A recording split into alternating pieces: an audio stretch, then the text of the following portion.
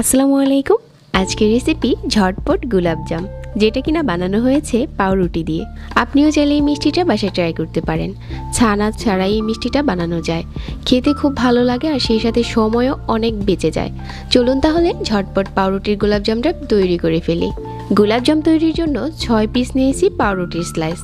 তারপর সাইডের যে ব্রাউন অংশটা আছে ওইটা একটা বেকারি নাইফ দিয়ে কেটে নিচ্ছি।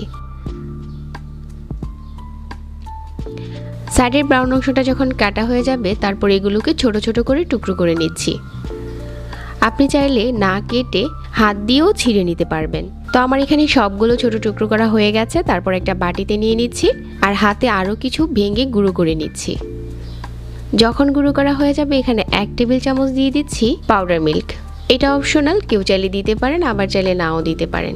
তারপর এই গুঁড়ো দুধটা মিশিয়ে নিচ্ছি আর অল্প অল্প করে পানি দিয়ে একটা সফট ডো করে নিচ্ছি। এখানে কিন্তু কোনো রকম বেকিং পাউডার, বেকিং সোডা কিছুই দিতে হবে না। অল্প অল্প করে পানি দিয়ে এই মিশ্রণটাকে মাখিয়ে নিতে হবে। তো মেশাতে মেশাতে যখন একটা সফট ডো হয়ে গেছে তারপর এখানে 1 চামচ দিয়ে দিচ্ছি ঘি। ঘিটাকে দিয়ে আবারও মিশিয়ে নিচ্ছি আর হাতে একটু ঘি লাগিয়ে মিষ্টির এই বলগুলো বানিয়ে নিতে হবে। আজকের এই মিষ্টির বলগুলো আমি বানাচ্ছি একটু চেপটা করে আর সাইজে কিছুটা বড় করে বানাচ্ছি। আপনি চাইলে কিন্তু এই মিশ্রণ দিয়ে 7 থেকে 8টা মিষ্টিও তৈরি করতে পারেন। আমি 6টার মতো তৈরি করেছি। তো যখন এগুলো বানানো হয়ে গেছে তারপর ডুবো তেলে ভেজে নিতে হবে। চুলায় মিডিয়াম আঁচে তেল গরম করে নিয়েছি আর সবগুলো বল দিয়ে দিচ্ছি। তারপর এপাশ ওপাশ করে নাড়িয়ে ভেজে নিতে হবে। ভাজার সময় কিন্তু তাড়াহুড়া করা যাবে না, অল্প আঁচে ভাজতে হবে যাতে খুব সুন্দর একটা কালার আসতে পারে। আর এই মিষ্টিগুলো কিন্তু অনেকটাই ফেটে যায়, ওই ক্ষেত্রে ভয়ের কোনো কারণ নেই, কারণ এগুলো শিরাতে দিলে দেখতে আবার ঠিক হয়ে যাবে।